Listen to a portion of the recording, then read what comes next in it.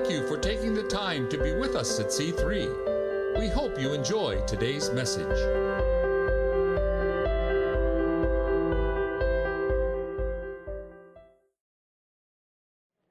Well, this morning we are going to complete our series that we started 4 weeks ago that we entitled Confusion, Chaos, and the End of Time.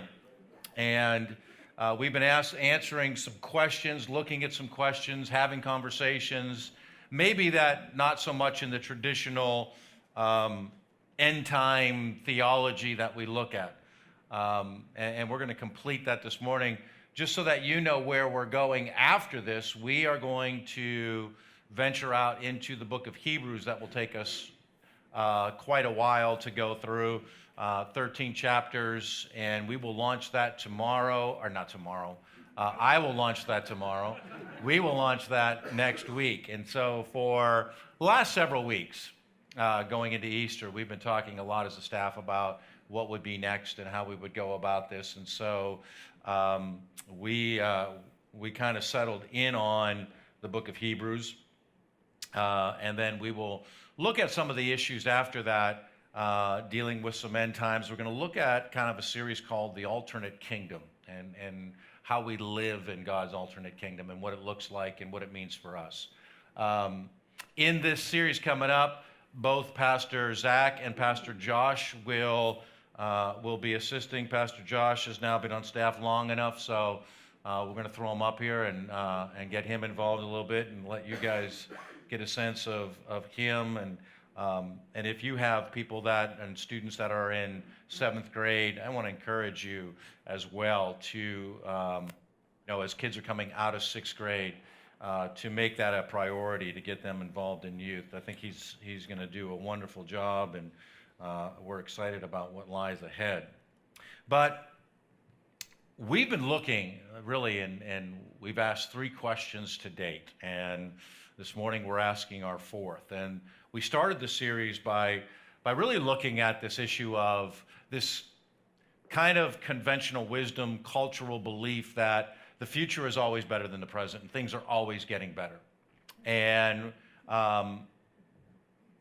every graduate will sit in their graduating class, whether it's in high school or college, junior college, and they will hear someone get up and talk about all that's going to happen and how much better the world will get.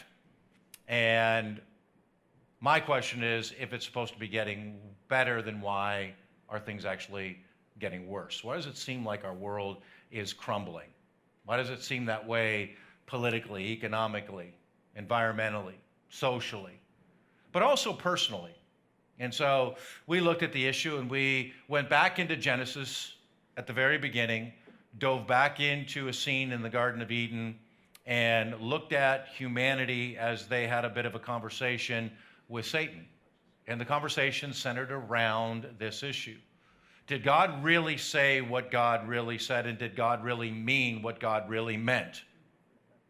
And humanity sat there, Adam and Eve listened, kept looking at the tree, wondering this. And Satan finally put it out that the reason God doesn't want you to have that, and the reason he withheld that, is because he doesn't have your best interest at heart. And he knows that that tree is special. And if you go ahead and eat from it, he knows, and he's afraid that you'll be just like him. And that's why he said no. So they make the choice.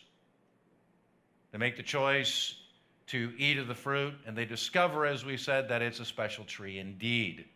And their eyes are opened to the knowledge of good and evil. And all of a sudden, they discover something.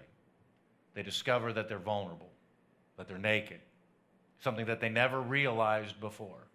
That the very things that they are vulnerable to are the very things that they do harm to the other person with. And we find things like greed and envy and hate and violence and blame, idolatry, and this desire to do life apart from God, to be in control. It enters. Now, the knowledge of the the tree of good and evil, allows man to do a couple of things. It allows man to see the problem that exists and to see the problem that man himself or herself has created, but it does not allow them to see the solution, because the solution is found in the tree of life, and that is what they are no longer permitted to eat of. So they are put out, and man, we see the whole history of what life is like when it's lived apart from God. Thus, Jesus comes in the middle of human history to rescue and bring that back. We went on week 2 to ask the question, so when and how does this end of the world really happen? We went into Matthew 24 and looked at what Jesus had spoken about regarding the times that no one is to know the day or the hour, so stop guessing. But how will it end? And we looked at different theories, different sets from within science and mathematics and theology as to the actual how the world will end. And we looked at things like nuclear war or climates or asteroids smashing into the earth or some kind of pandemic that would occur. All the things that exist in our world today that could become potential problems for bringing the end of the world. But we said that Jesus is going to come and say, look, the end of the world really, even though you don't know when it is, the end of the world is more about a choice than it is anything else. It's not about the time, it's not about the dates, it's not about all of that. The end of the world, flat out, is about a choice. And Jesus is the one who invites us to choose him. Whether you expire before the world expires or the world expires and you are alive, this still comes at a choice. And we ask, what choice are you going to make? Jesus would have us make a choice in saying that when you do, something changes in your life, presently and eternally. Last week, we looked at what God does in regard to evil and asked the question, why does it seem like evil is winning? And we looked at the cross and the events in Jesus' last day at how he drew evil in and how he nailed it to a cross. That just when evil thought it was winning, it discovered that the script was flipped and it was completely defeated and it was forced to surrender. And we looked at that more on the macro level. So we said this week we're going to look at it more on the personal level. How does this affect us? And what is it that we need to be aware of? Or quite frankly, the question that we're going to be looking at this morning is, how do I survive and succeed in these confusing, chaotic end times? Because it's one thing to know how everything turns out. You read the end of the Bible and you go, we win, yay. All right, and if you've been in church on Easter Sundays, it's the big, let's rah-rah it up, and we know we win in the end, and yay, and we throw out the cliches, and we get all that, but it really doesn't change the fact that, you know what? We still encounter suffering and pain in our life. We still encounter and know people who have gone through cancer, have watched people suffer. We still have issues with relationships that really fall apart and touch us in some degrees. There's still big issues with rising diseases. The elderly now have this worry of Alzheimer's and dementia seeming to be kind of off the chart. All of a sudden, measles have made a return. Go figure. They thought that was all stamped out, and now we have that. There is some fear that there are some diseases that are resistant to the antibiotics that we have. Some are coming across the border through immigration. There's fears about that. What if that touches us? If you go to the peninsula and wander around and you get a tick with Lyme disease, what does that do to you? What happens with all of this? There's all kinds of things that go on that can cause suffering physically, but what about the emotional stuff? We said last week, we're not exempt from things like stress, daily worry, anxiety, fear. So what do we do?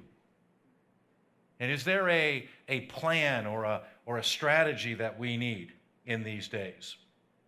Because I think we need a plan to survive. And so today is kind of our planning day, how to navigate these last days that we're living in.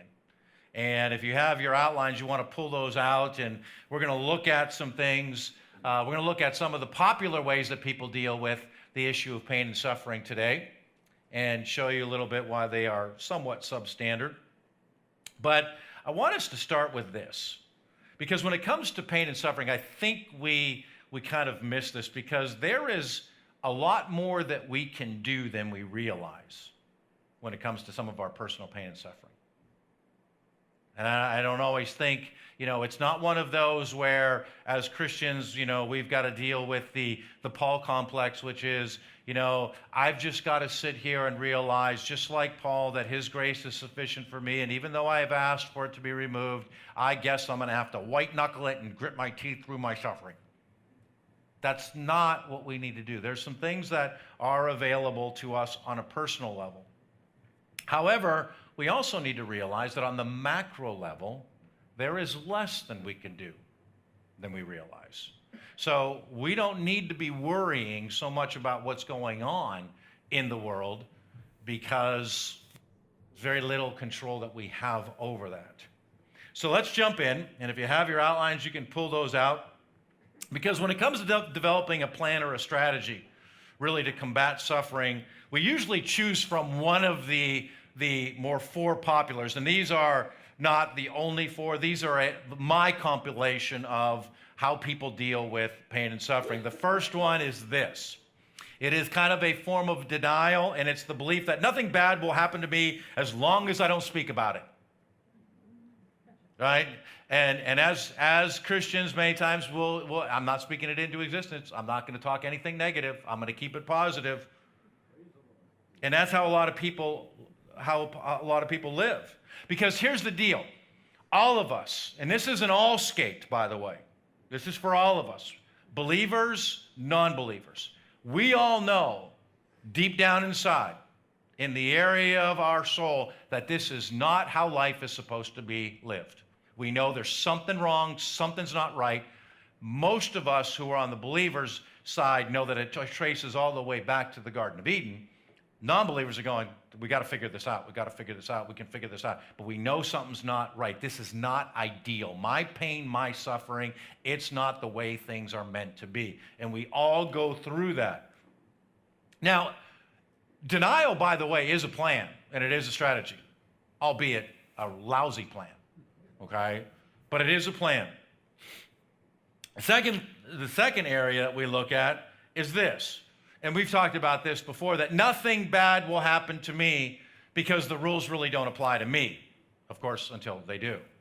Right? You're running late for work, jump in your car, you've gone this way every day, but on this particular day as you're speeding, you look in your rearview mirror and you see lights flashing. Now, you didn't think that the rules would apply to you. People that text and drive, nothing bad is going to happen, of course, until it does. Smoke, not taking care of my health. All the things that I don't pay attention to. It's okay, nothing bad is going to happen, until all of a sudden it does. And that's not a good plan, right? Third one. I can control my life well enough to avoid suffering and pain. I would say that the weather in the last 30 days has showed us that that's not true, nor is that a good plan, right? We can't control. Because here's the bottom line when it comes to humanity, we are not bulletproof, right? You don't rip open the Christian shirt and the big JC is on the chest, right? We don't leap tall buildings. We don't have X-ray vision. That's not something that we possess on this side of new creation, we should say. And fourth, this is one I think a lot of us get caught up into, and it's a very dangerous one, because it's the strategy, the plan that if I obey God and do my very best, He'll keep me safe and free from suffering. You ever feel that way? Ever run into anybody that's ever said, you know what, I've given, I've served, I've done it all, I've read my Bible, I've prayed, I've given my life, I've fasted, I've done all this stuff, and this still happens to me. Where is God in the midst of all this? You ever meet any people that get mad like that? And it's that belief that because I do this, he will do this. And you know what that is? It's not Christianity, that's religion. See, in each one of these 4 strategies, the one who is in control is you. And the way that you spot, if you want to know, am I more subject to religion than I am to the relationship that's personal with Christ? Ask yourself this question. When it comes to my pain, my suffering, my life, who really is in control? Me or the Lord? And that's how you'll be able to tell. And so some of the issues that we deal with, and most of this is going to center around this whole issue of control and who has it and why do we seem to want to take it. But we have a tendency to focus on the things that we can't control. That comes with all of this. We have a tendency to focus on the things we can't control, and we totally ignore the things we should control. How do you know that's true? I'm going to ask you this. It's why the news drives us crazy. Watch the news. Listen to people talk that you don't agree with. Do you ever feel your emotions rising, frustration rising, maybe anger, and you like want to go, that's the dumb. It's because we're focusing on something we can't control. But the things that we can control, they kind of escape us a little bit. See, we've got to be very careful that not only even on the macro level, but on the personal level, that we focus on what we can. See, a lot of times we're going to focus on the people that we work with, and we have a tendency to look and go, they're the problem. They're the problem. I mean, I've met people, I'm not kidding you, I have met people that are really faith people that I would say are somewhat mature in their Christianity that really believe this. I'm going to pray all the people that caused me problems out of my workplace. And that's what I'm asking God, is that he'll move all those people. Really? And you've got a chapter or verse of that somewhere? But that's where that goes, because all of it, you look and go, here's what's wrong with the workplace. Here's what's wrong with this person. We do that there. Or here's what's wrong with my boss. Or here's what's wrong with the corporation. Or here's what's wrong with my spouse. Or here's what's wrong with my kids. Here's what's wrong with the school system. And we just, everything that we encounter, it's always someone else. And what we do is we amplify all the problems of the other person. That goes all the way back to Genesis chapter 3, verse 5. We blame and we push off all the stuff onto another person, all the while ignoring ourselves or ignoring the group. Let me just say, that's a terrible plan, guys. And when I counsel people, here's what I see. We have an amplification of what's wrong with the other person and a minimization of what's wrong with me. And so we want to come in and we want to say, here's what's wrong in the workplace, here's what's wrong in the relationship. And it never, ever, ever, ever, ever comes back to, you know what, I'm the problem. Do you ever have a person go, you know what, here's the problem in the world. The problem in the world is me. Well, most conventional wisdom would just say, then why don't you die and get off the planet, and then, okay, then everything's all copacetic. But we never ever go, you know what, we want to come in and we want to have some counseling relationship-wise, and I want to tell you right now I'm the problem, so can you fix me? Because if you fix me, everything's fixed. Do you ever meet it doesn't happen. But that's really what we need to be doing. If we want to succeed and survive in the end times, we have got to fight the cultural tendency the conventional wisdom of our culture in America, and even in the church, to be in control. Whether it's denying, whether it's avoiding, whether it's blaming, whatever it is, we have to flip this a little bit. That's really what good counselors do, is they help you focus on you. They help you look inside. They help you take a hard examination, and they lead you to a place at the things that you can really fix. Now, most of you are sitting there going, what in the world does this have to do with the last days? It has this to do with it. It has to do everything with how we process suffering, how we process pain. Because if we do it wrong, we're going to draw some really, really bad conclusions, and we're going to make some mistakes, and our pain is going to become amplified in our own life, and we're going to find ourselves piling on when we don't need to be. And so we really have to grasp some things and change our focus a little bit on the things that we can control. As I said in the beginning, there's a lot more that we can do than we really realize, and especially on the personal level. And so if we control some things, some of our level of personal pain is really going to improve. For example, we can control our level of exercise, right? We control whether or not we want to or whether we don't want to. We control how much we want to or whether we don't want to. We can control how we treat our body, what we eat, how much we eat, when we eat, why we eat, all of that. That's under our control. Exercise and eating is directly related to health.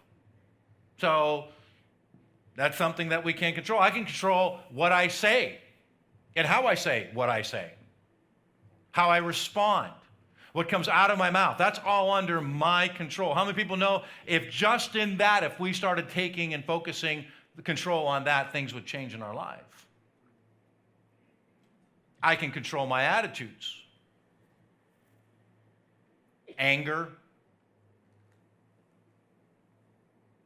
intolerance, blame, criticism, all of that's under our control.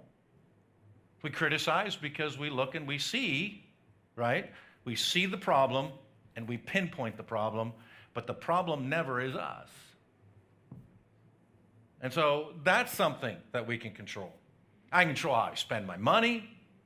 I can control how I love, and on and on and on and on we could go. But we also need to realize that I cannot control the political structure of our nation. I cannot control the animosity among nations in the world. I cannot control the economy. I cannot control disease, nor can I control other people. So what do we need to do? Well, we need to change our focus on this. And we need to spend some more time in self-examination of us. You know, it was the great philosopher Socrates that made this statement, what? That the unexamined life is not worth living.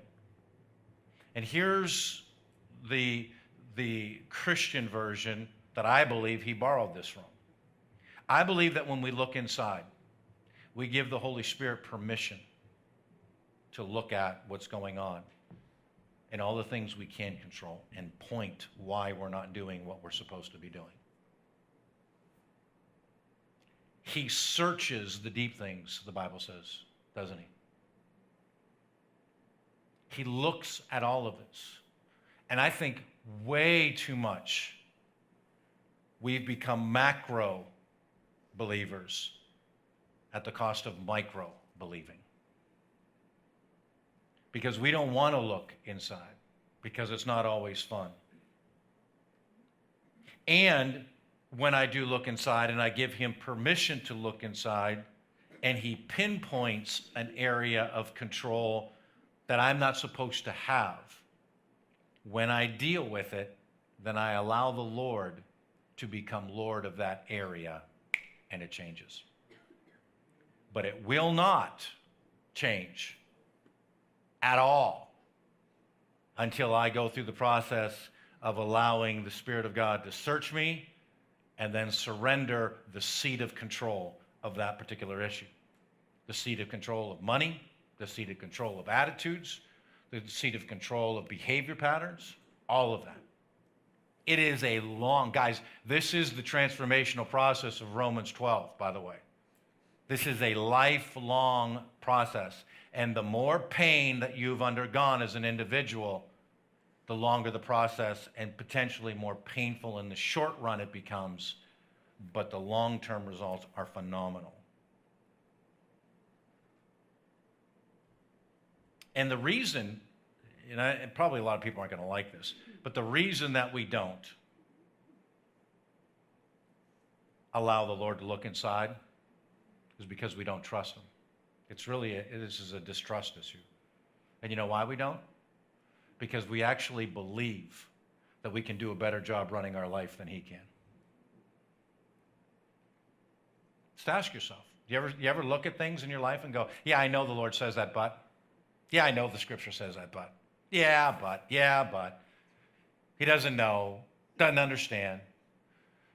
Yeah, I know what he says about money, but I just don't have enough of it. Yeah, I know what he says about sex. Yeah, I know where that's supposed to be, but he doesn't really get how I feel. He doesn't really understand. That's kind of old. That's passé. Yeah, and we continue to do that. And the reason we don't is because we really don't believe he has our best interest at heart, going all the way back to what Satan said.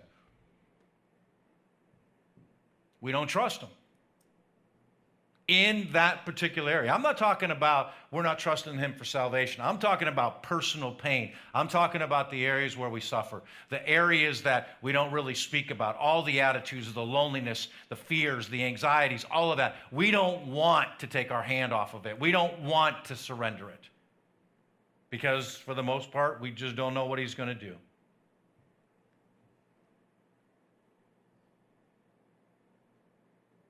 See, surviving, thriving, succeeding when it comes to our personal pain and suffering has everything to do with whether or not we're going to trust God with it. Now, some pain, guys, granted, is from outside sources, and you have done nothing about it. But if we really look at our lives, most of our personal pain and suffering is self-inflicted. Some choices that we have made, or choices we failed to make.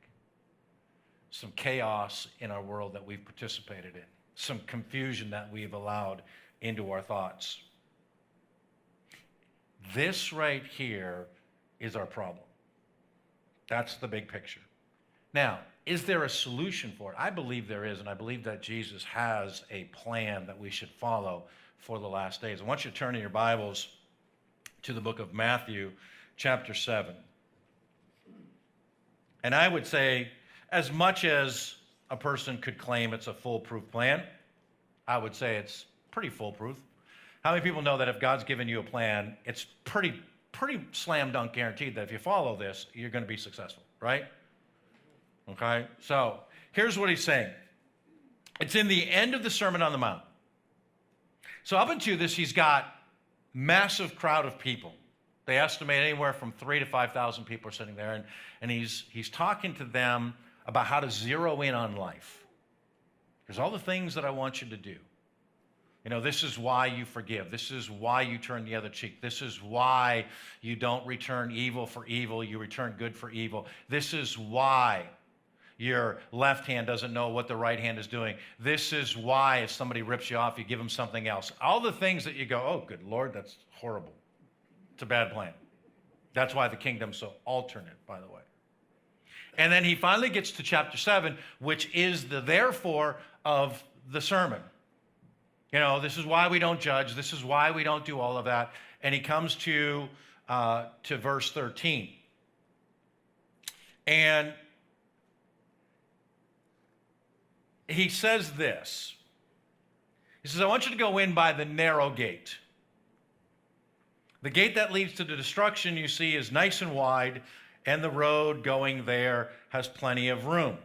Now, lots of people go that way, but the gate leading to life is narrow, and the road going there is a tight squeeze. Not many people find their way through.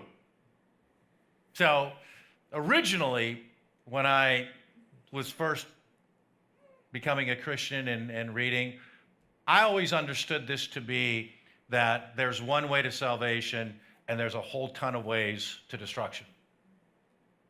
And that fits. Except in the context of what he's talking about something way wider than all of that. He's not talking about just salvation here. He's talking about how you live your life.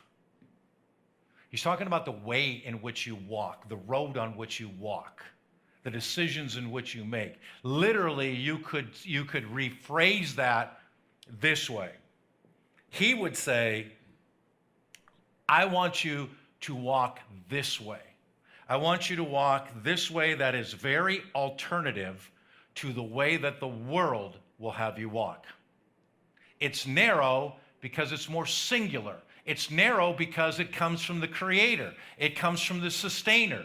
It's not wide. It's not based on Plato or Socrates or Nietzsche or Muhammad or the Buddha or anybody out there. Anybody can come up with any idea or life theology, philosophy. There's been plenty of it throughout human history. He said, yeah, you can follow those and walk that way, or you can walk this way, a very singular way, a very alternate way. And he says, while you're walking this way, by the way, I want you to understand it's the right way to walk, or it is a holy way to walk, meaning this: it's the other way than the world walks. So it's a life path, it's a life journey, it's walking without worry and control. You don't have to deny, you don't have to worry about if I speak this could happen, you don't have to avoid it.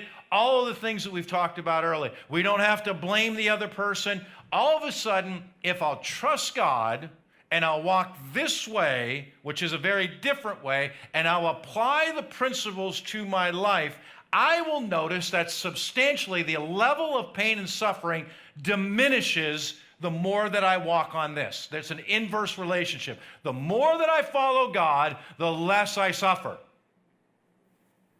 Personally, not macroly. Look, hopefully there's no Wabtec employees in there. If there are, excuse me. If we screw this up and they move, yes, you're going to suffer on a macro level. You're going to have to make some decisions. But personally, if we'll follow what he says, our personal suffering and our personal relationships, our personal attitudes, our personal finances will gradually diminish to the point where you'll find that it actually will significantly diminish. He said, now, but those who don't believe this, those who might be more on, giving to being an agnostic, maybe more towards being an atheist, or more to just kind of maybe nothingness, that don't really hear the Bible's teachings on things like forgiveness and why it's important, why we don't hold to bitterness, why don't we hang on to offense, the Bible's teachings on things like sex and money, why mercy and compassion and joy and trust are vital. He's saying you're walking on a path that you will notice increases the amount of your personal pain and will destroy things in your life personally.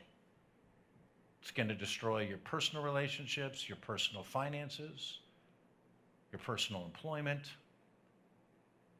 It personally will add to your suffering. You ever notice that? Anybody in here ever have pain and suffering in their life and go, man, I looked at the reason for it and I discovered the reason was me. So it's narrow.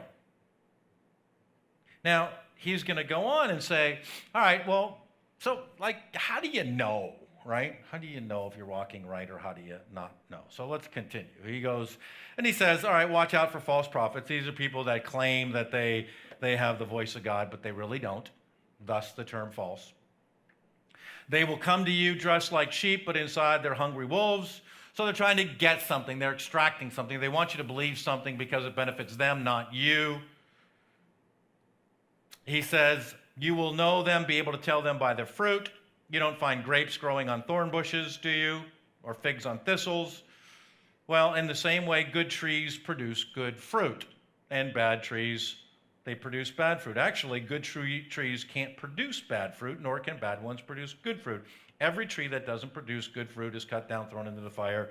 So you must recognize them, and you can even expand and widen this a little bit. You'll know the way you're walking based on the fruit that you are producing. Right? So when you look at yourself and kind of make a note going, so what is the fruit? I mean, you can just kind of go and jot down Galatians chapter 5, and you can read the two types of fruit that are giving, from those that believe and those that don't. And one is what? And it's envy, and it's lust, and it's greed, and it's hate, and it's violence, and it's pride and arrogance, and all the things that are of the flesh, of those that are walking, whatever way, willy-nilly, we're having a party, life's a joy, we're going to make a stop at Mardi Gras, and then we're going to make a stop in Vegas, and because, everything stays there, so nobody has to know. Then we'll kind of bounce over to here, we'll hit the Riviera, and life's a big party, and we've all probably different times been there. I mean, in my personal life, I've said before, I believed in my 20s, I was put on this earth for social purposes only. And lived that way until my life was a complete mess. Now, the other side, the fruit that he's talking about, is love and joy and peace and patience and kindness and goodness and gentleness and self-control. So, you want to reduce the level of your personal pain, Jesus says. You want to zero in what life's all about, then start looking over here and ask yourself, let me look inside and tell you what you're producing. Look at the people around you and find out what you're producing. And he says, so let me show you something. He's going to pull everybody. He goes, let me give you a little story, and let me give you a little thing. And look what he does here down in verse 24. And he says, so then, everyone who hears these words of mine and does them, so there's something that we've got to be hearing and doing, will be like the wise man who built his house on the rock. The heavy rains fell, floods rose up, and the winds blew. I picked this because the weather's been so crazy, by the way. So it's a very good illustration. And the winds blew and beat on that house. It didn't fall because it was founded on the rock. Now, what's he saying? He goes, let me tell you a story here. There's two kinds of people, and there's the people that are walking this really narrow, singular way, and there's people that are doing whatever, and the people that are doing whatever, they're the shortcut people. They're the excuse people, they're the blame people, they're the entitled people, to some degree maybe, somewhat lazy. He said, and then there's the other people, and he said, so what I want you to do is I want you to understand that when it comes to life, you have to build on the right foundation. And the foundation is directly related to the protection against your personal suffering. Because it goes back to this. Everybody hears, he says. Everybody hears. You have to hear to not believe, just like you have to hear to believe. So everybody's hearing the wisdom that Jesus is dropping on them here on the hillside. And there's a lot of people that are going, just like in our day. There's a lot of people that go, I'm not doing that. He said, you've got to be able to listen and then apply. You have to do what you're hearing. You can't just sit in church and listen and listen and listen. You can't just go on TV and watch and hear and hear. You can't click on messages and just listen and listen. You're wasting your time if you're not doing it. Go do something else.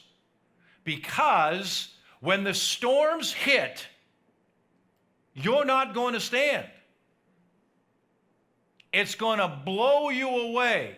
The wind, all of it, it's going to knock you over. But if you're wise in your doing, you will survive and you'll succeed during these days that are coming ahead. Because you've built your life or patterned your life around the teachings of Jesus Christ. You have learned that control is His, not mine. And you don't hold on. You don't white knuckle. You allow Him. He says, now there's another type of person, and we'll just give this, type B, and this is the full. And he goes on and he says, now, everyone who hears these words of mine and does not do them, they're like the foolish man who built his house on the sand. The heavy rains came, the floods rose, the winds blew and battered that house, and down it fell, and it was with a great crash. And so it was when he finished talking, the crowds again were amazed, going, oh my gosh. So you have this foolish builder who ignores it. It's the person that keeps making the same stupid choices over and over. You ever meet people like that? They live in crisis mode. They do something really stupid. They're in a crisis. They do whatever they have to get out of it, only to go back into it several months down the road. The people that use, overindulge, don't pay attention, just kind of continue to go on and to go on, jump from relationship to relationship to relationship, and then wonder why nothing works out for me. Because you can't fix stupid, is what Jesus is saying. When the storms, when personal pain comes, you will not endure. It will destroy you. Your life will collapse. And all of us probably have talked to people who says, my life feels like it's falling apart. There's a reason. They sit there and go, gee, I feel really bad. Well, there's probably a reason. Well, let's take a look at why it's falling apart. Because it can be rebuilt. We just got to dig up and reestablish a foundation that you're building your life on. What are you building your life on?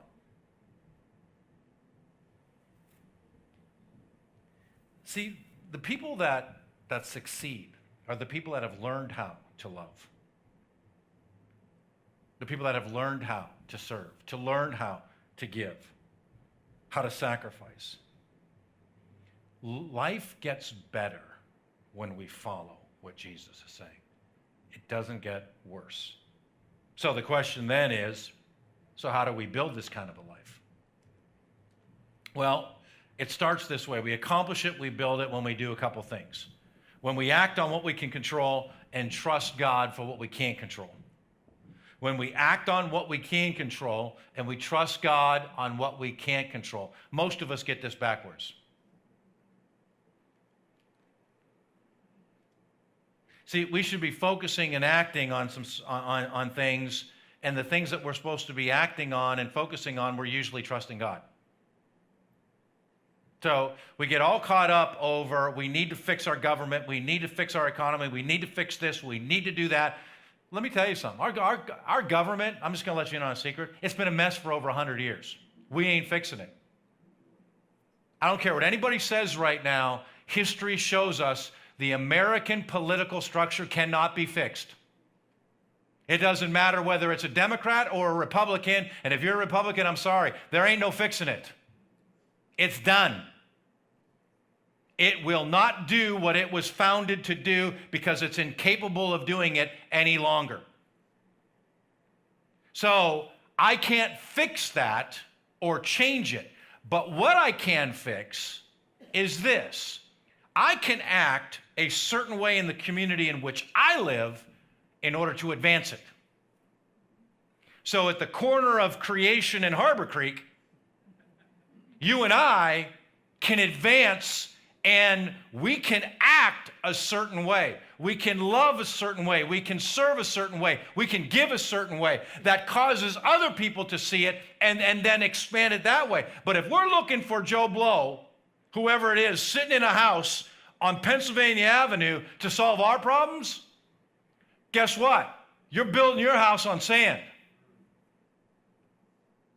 And to the people that are listening online, you must be out of your mind to think that that actually could happen. $22 trillion in debt, $6 billion a week in interest, and we're going to dig out of that?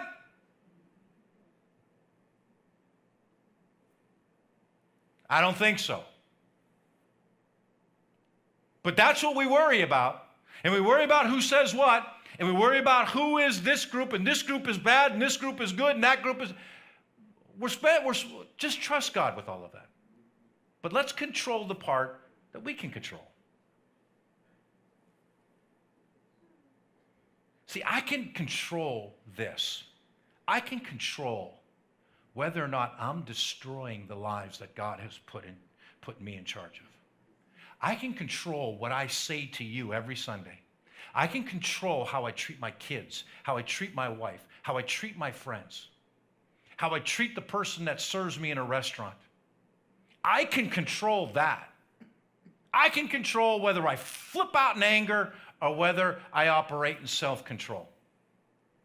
I can control whether I am an instrument of peace or an instrument of chaos. That I can control. I can control whether I'm faithful or whether I'm not. I can control whether I tell the truth or whether I lie. That's the stuff that we can control. That's the stuff that we can act on and trust God with the stuff that we can't. So I leave the United States of America and the global picture of our world to Him. And I sleep just fine. See, if we would just focus on the simple stuff. I like this quote, and it's a quote from a guy by the name of J. Peterson. And he says this, he says, quote, "Pay attention, fix what you can fix. Don't be arrogant in your knowledge. Strive for humility, because totalitarian pride manifests itself in intolerance, oppression, torture, and death. And if the history of the 20th century has taught us anything, it's taught us this, that when atheistic regimes pushed God aside and assumed control over the people, 125 million people died in 100 years at their hands, apart from God.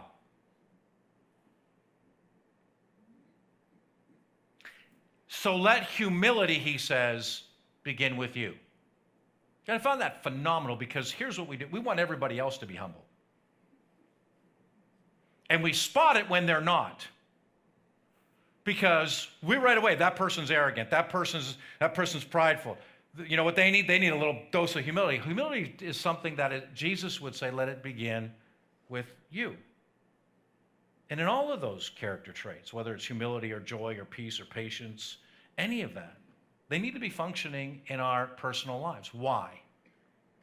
Because, and listen, if you get one thing out of this today, this is what I want you to get. See, we worry about evil and suffering on the big level, and this is what I want to say. The Bible says that when we ever fall short, or when we miss the mark, that is called what? It's called sin. So when we miss the mark on love and joy and peace and patience and kindness and goodness and self-control, and we operate in another manner, that is our contribution to evil in the world. And it grows. But it also grows, and we pile on to our own suffering.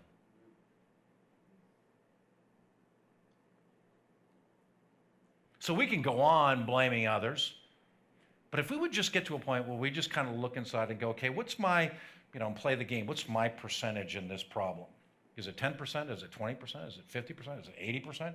If we could get to there, then something could change in us. If we would just let God handle stuff and would do what we can control, things would change. Now, the scary part is this. when you stand in front of the mirror and you look, you ever do this? You stand in the mirror and go, all right, I'm really not that guy or I'm not that girl. I'm better than that. But you never really look inside, and the reason we don't look inside is because we're fearful of what this would involve. Let me just tell you this. If you allow God to dig inside of you, I promise you this, your life will get better. Exponentially. It just won't in the beginning. So there's a little short period of time where there's a little bit of pain and suffering that's very personal to you, but the outgrowth of this is a complete change in life. And you will not regret it. Because what you see in the mirror that you don't like, God already sees and knows. He sees the good, the bad, and the ugly, but yet he chooses to love you in spite of it all. He's the prodigal father running to you. And you just get a chance to see the reflection in the mirror. Just trust him. So, what do we have to do before we take off today? Our application. 2 questions I have on your outline. First one is this. It's a what-if question. What if you started today on focusing on the stuff you can control? Don't make a laundry list. Make 1 or 2. Is it an emotion? Is it a behavior pattern? Is it financial? Is it emotional? Look at personal areas of your life and go, what is it that is out of control in my life? Is it an emotion? And just write it down. Go, okay, this is the one. This is the one. You're staring at me. You guys are either perfect or you're going, I'm not writing down because then you're going to know something's wrong with me. And then secondly, I want you to do this. I want you to ask this question. What would happen if you started praying about what you can control? What do you think would happen if you start praying about your anger? Or your pride? Or your unforgiveness? Or your bitterness? What do you think would happen? I'm going to give you a secret to getting your prayer answered. This will happen 100 out of 100 times. The secret to getting your prayer answered is what you pray about or what you pray for. And so the prayer that God will always, always answer is when you lay before him the stuff that you need to be controlling that is out of control. So if you're given to gossip, start praying about gossip or criticism or jealousy or envy. Start praying about that and leave global proliferation of the nuclear weaponry just to God. Leave to God who the next man or woman of the presidency is. Leave to God when Jesus returns. But control and hone your prayer life into the little things at the corner of Harbor Creek and Creation where you live. And start to get yourself in a personal praying place with God. Yeah, you can pray about all the other stuff. It makes for fun. It makes great kind of things. But when you start talking to God about why you do what you do and how you want to change that to how he says you should do what you do, it's revolutionary. It'll change your life. And the amount of pain and suffering that you encounter will diminish exponentially. Let's stand.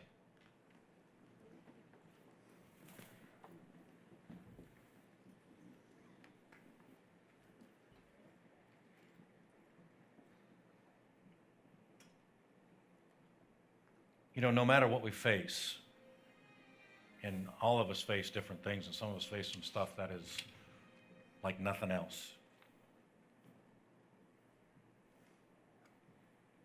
Understand this, that the pain you're going through, the suffering you're facing, God has a way of bringing peace in your soul, that everything can be well within you.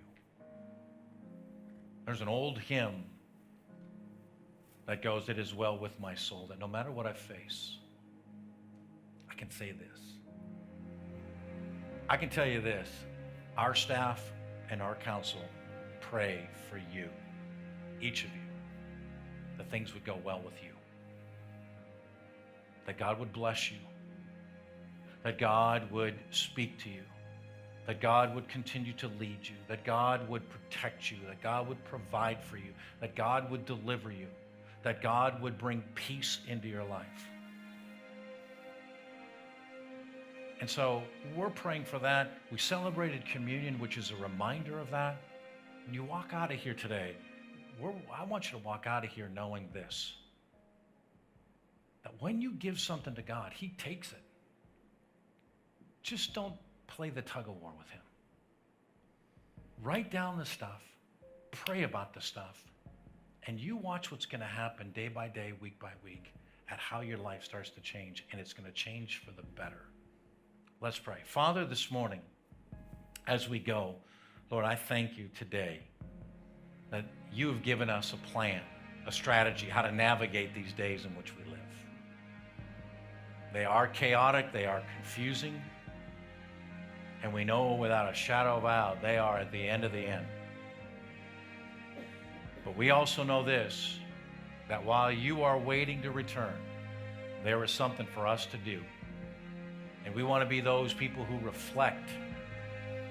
And so whatever it is that we are dealing with individually, Lord, I thank you that your Spirit can pinpoint it and that you've given us a strategy to walk out of it. Because you are the one that has said your way, your truth is what brings your life. And we want that working in us this morning. So, Father, as we go, may you bless us and keep us. May you cause your face to shine upon us and be gracious to us, not only through today, but throughout this entire week. As we come back next week, as we begin our journey through the book of Hebrews and all of the truths that continue to transform our life. We thank you for it in Jesus' name. Amen.